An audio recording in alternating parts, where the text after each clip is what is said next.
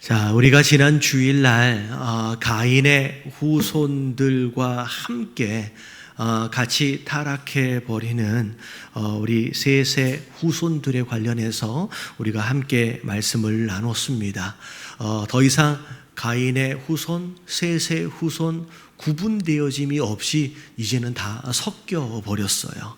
자, 섞여 버린 가운데 더 타락해 가는 세상의 모습을 오늘 5절 말씀을 보니까 이렇게 설명하고 있습니다. 여호와께서 사람의 죄악이 세상에 가득함과 그의 마음으로 생각하는 모든 계획이 항상 악할 뿐임을 보시고 죄가 어떠했느냐라고 하는 거에 대해서 이제 가득했다라고 하는 것은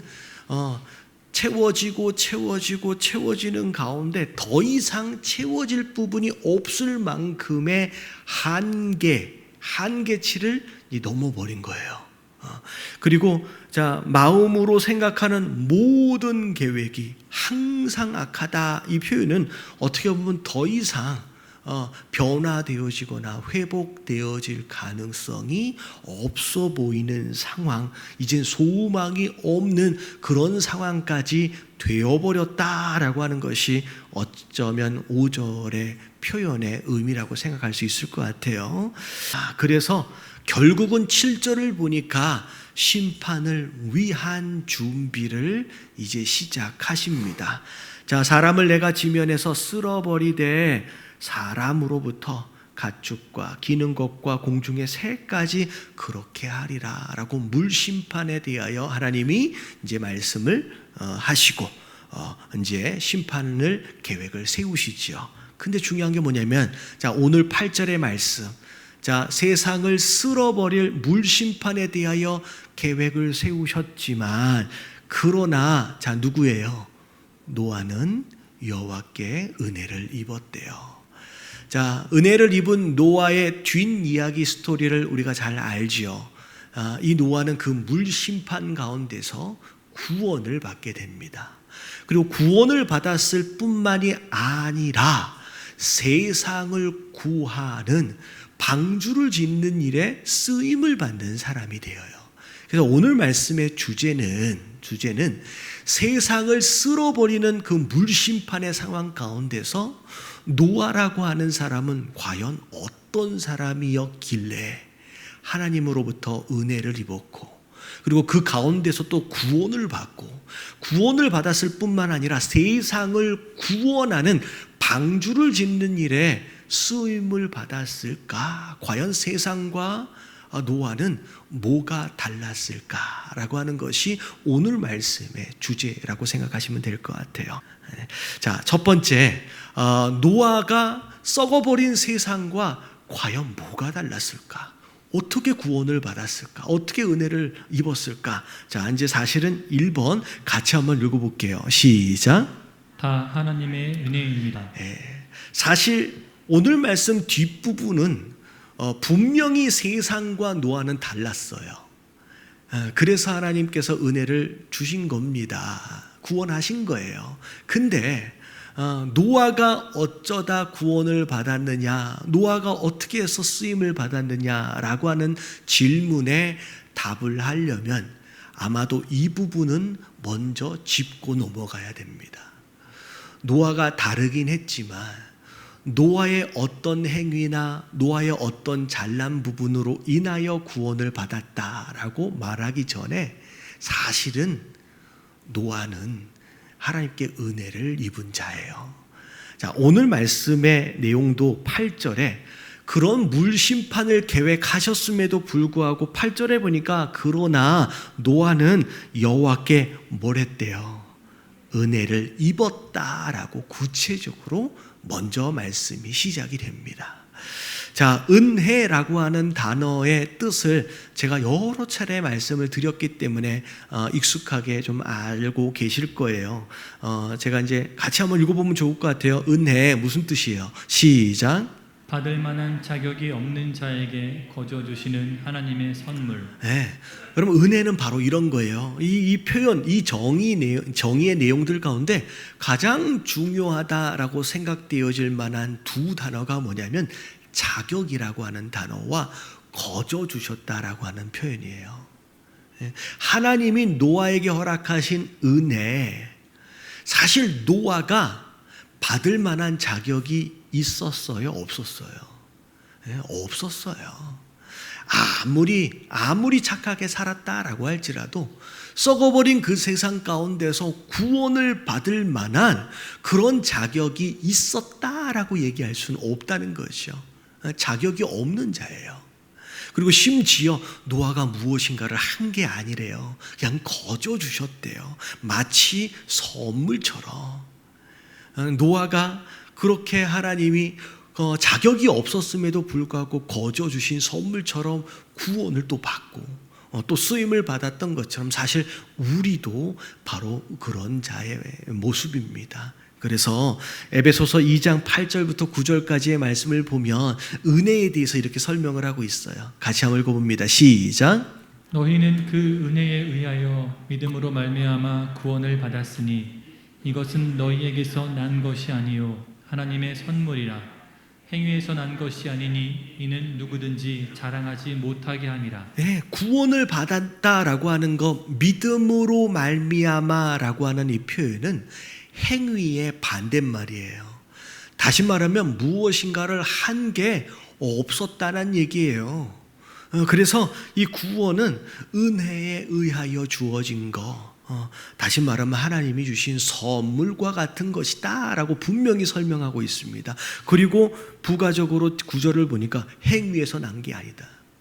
너희들이 뭔가를 한 게 아니라는 거죠. 그래서 뭐 할 수 없다, 자랑할 수 없다는 거예요. 노아도 마찬가지예요.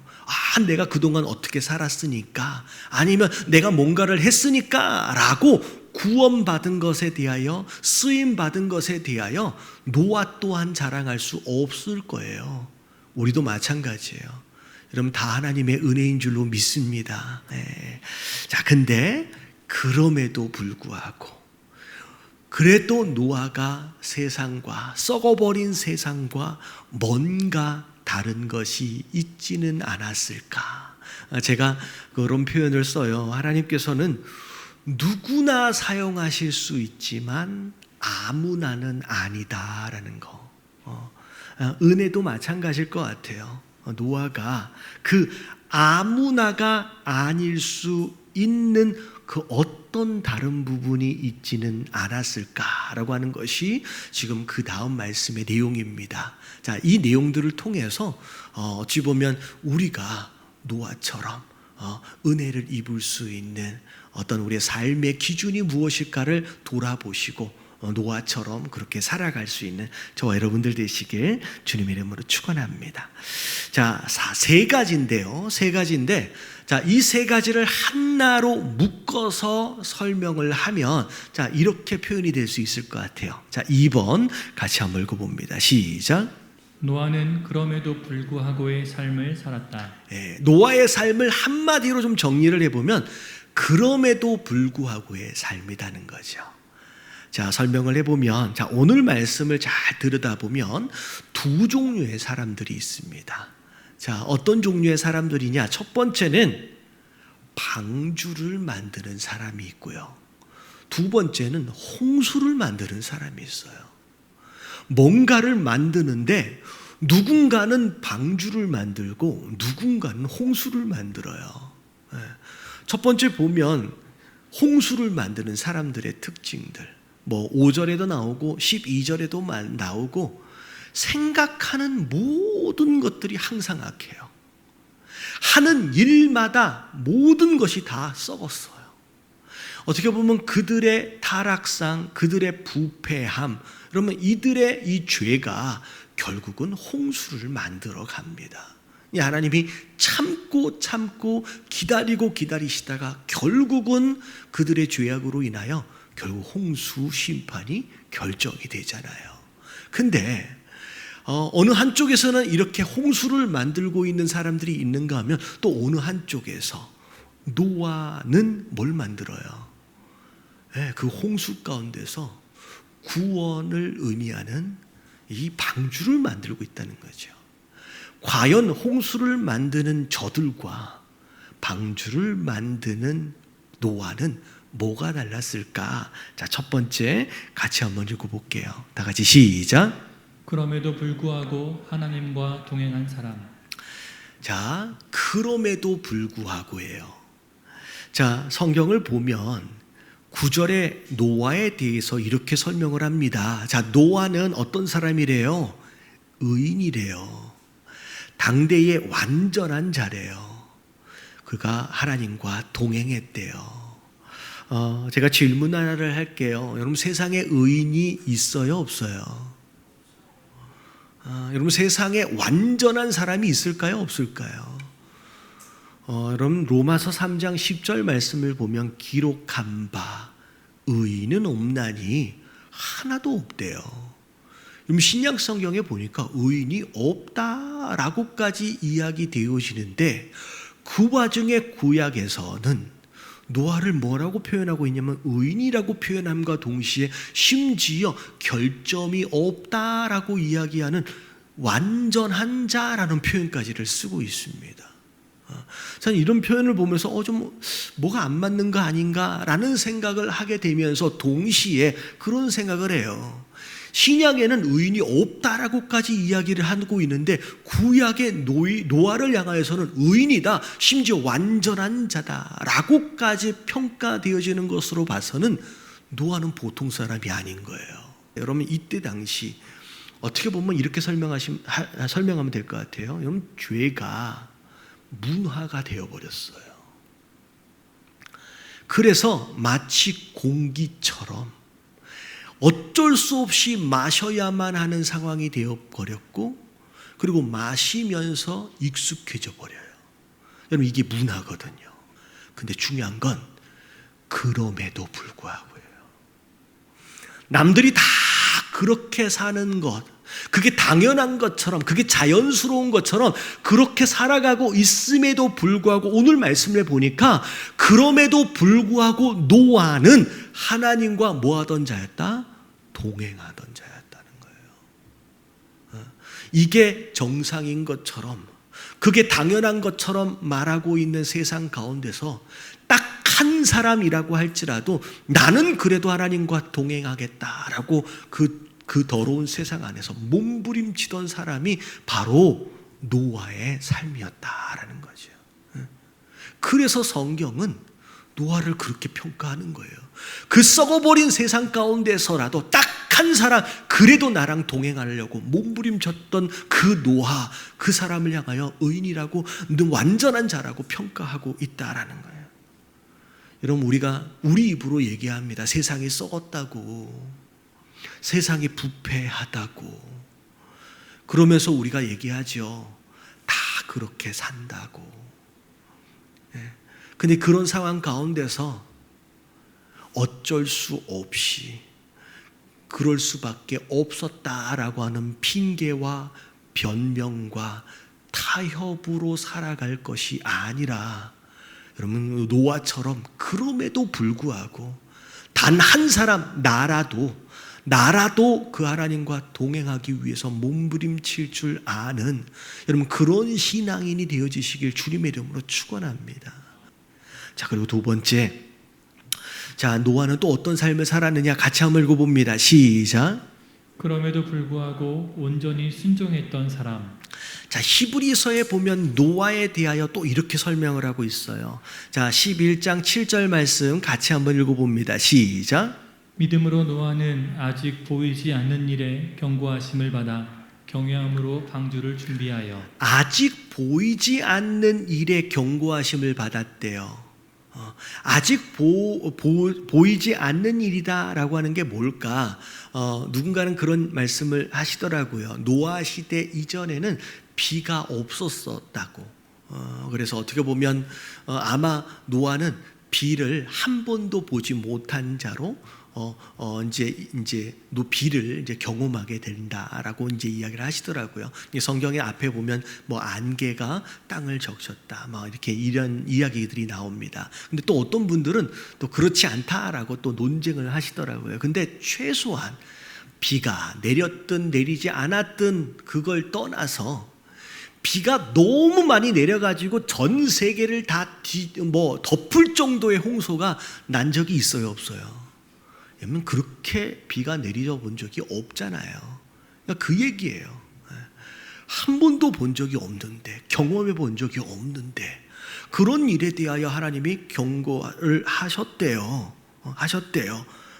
근데 그 상황에 대하여 경고하셨고, 그리고 그 상황 가운데서도 구원받을 수 있도록을 위해서 배를 만들으래요.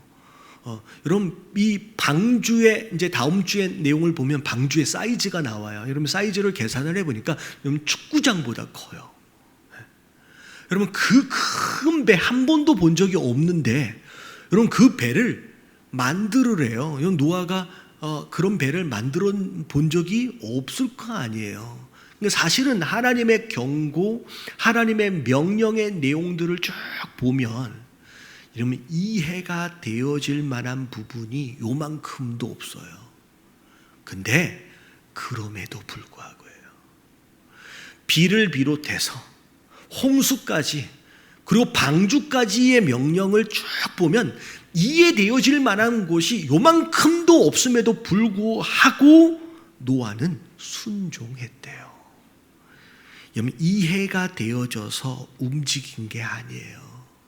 그래서 성경적인 순종은 여러분, 이해의 한계를 넘는 것을 이야기합니다. 우리 삶도 마찬가지예요.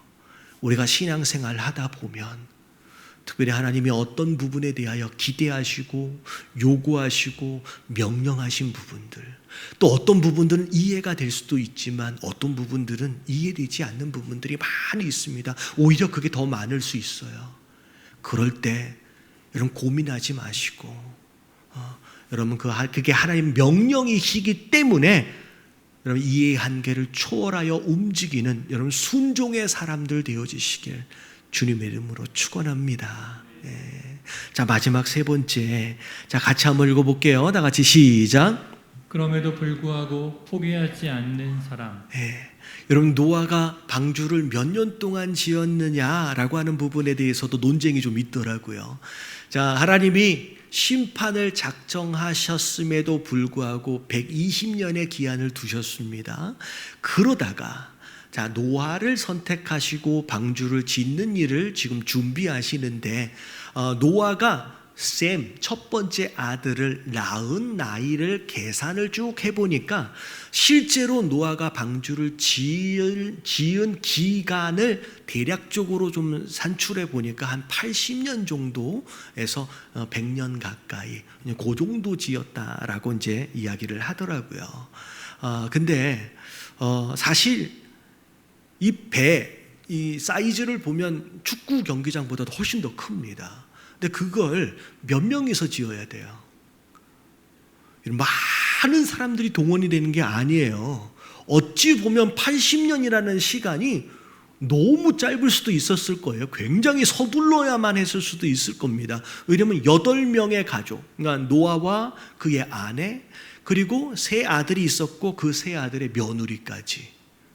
그래서 8명이서 이 방주를 지으려면 굉장히 서둘러야만 했었을 수도 있어요. 80년이 그렇게 긴 시간은 아닙니다. 근데 제가 이 말씀을 준비하면서 번뜩 떠올랐던 게 뭐냐면, 그 한자 가운데 큰 배를 의미하는 배, 선자가 있어요. 근데 이 선자를 잘 들여다보면 이렇게 생겼어요. 선자. 이 선자, 큰 배를 의미하는 이 배 선자 안에 뭐가 들어있냐면 오른쪽 위아래 8명의 식구라는 뜻이 들어가 있어요. 이거 중국 사람이 어떻게 노아를 알았는지, 큰 배 안에 8명의 가족이 들어갔는지를 요 한 글자 안에 설명하고 있더라고요. 근데 여러분 생각해 보세요. 노아가 의인이었지, 그의 아내, 그의 아들, 그들의 며느리들이 어떤 사람인지 성경은 나와 있지 않습니다. 이 8명이 함께 짓는 데만 해도 쉽지 않았을 텐데 그의 3 아들들을 설득하고 그의 3 며느리들을 설득해서 함께 배를 짓는데 참여하게 하는 일들이 여러분 쉬운 게 아니었을 거란 거예요. 여러분 자녀들 키워봐서 아시잖아요. 애들 말 잘 들어요. 여러분 더군다나 장가 가버린 이 세 아들이 이 아버지 말 잘 듣고서 함께 그 일에 참여한다는 게 쉽지는 않았을 거예요. 보세요. 여러분 온 가족이 방주를 짓는다라고 하는 일에 함께 참여되어지면요. 여러분 그 가정이 여러분 쉽지 않아요. 아주 사소한 것으로 부딪히고 막 그러면요. 싸우고 하면요.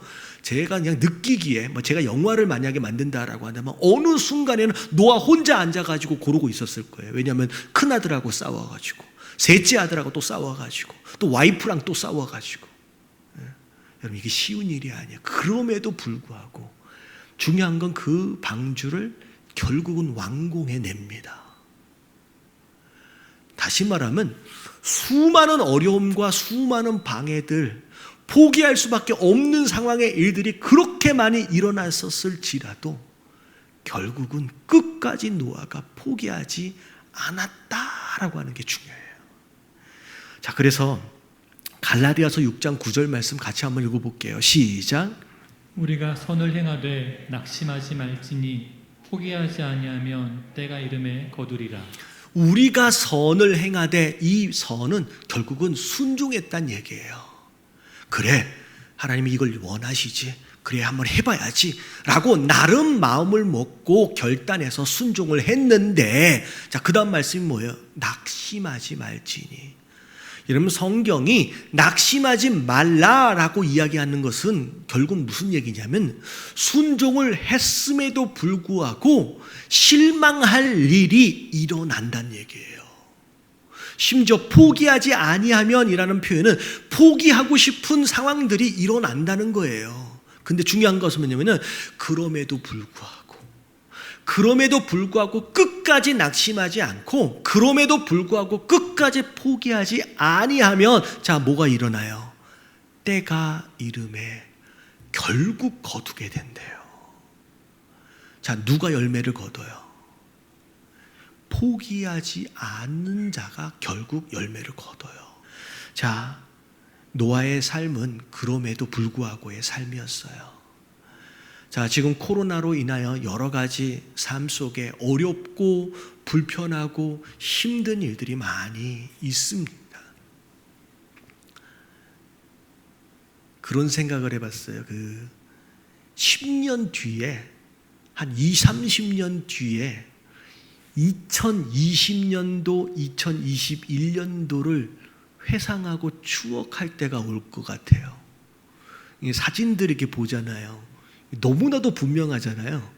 그때, 이게 그때 사진이었는데 뭐가 달라요? 모든 사진에 다 마스크를 다 쓰고 있어. 아마 잊지 못한 그때 그 시절이 될 거예요.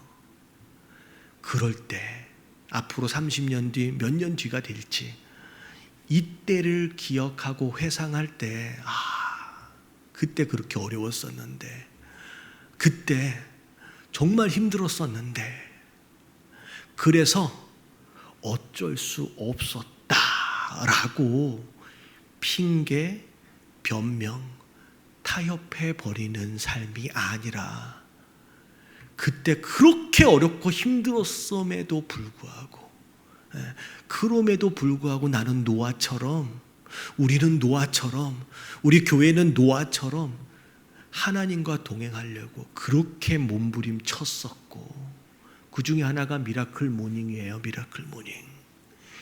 함께 모이지 못하는 정말로 어려운 그 상황이라도 내가 아침마다 말씀을 떠들러 보면서 예배로 시작하려고 몸부림쳤었고 그 어려운 그 상황에서도 이해되지 않는 상황에서도 그래도 내가 믿음으로 순종하려고 몸부림쳤었고 그 어려운 상황에서도 내가 끝까지 포기하지 않음으로 인하여 내가 지금의 열매를 누리고 있음으로 인하여 하나님께 감사하고 기뻐할 수 있는 저와 여러분들 되시길 주님의 이름으로 축원합니다.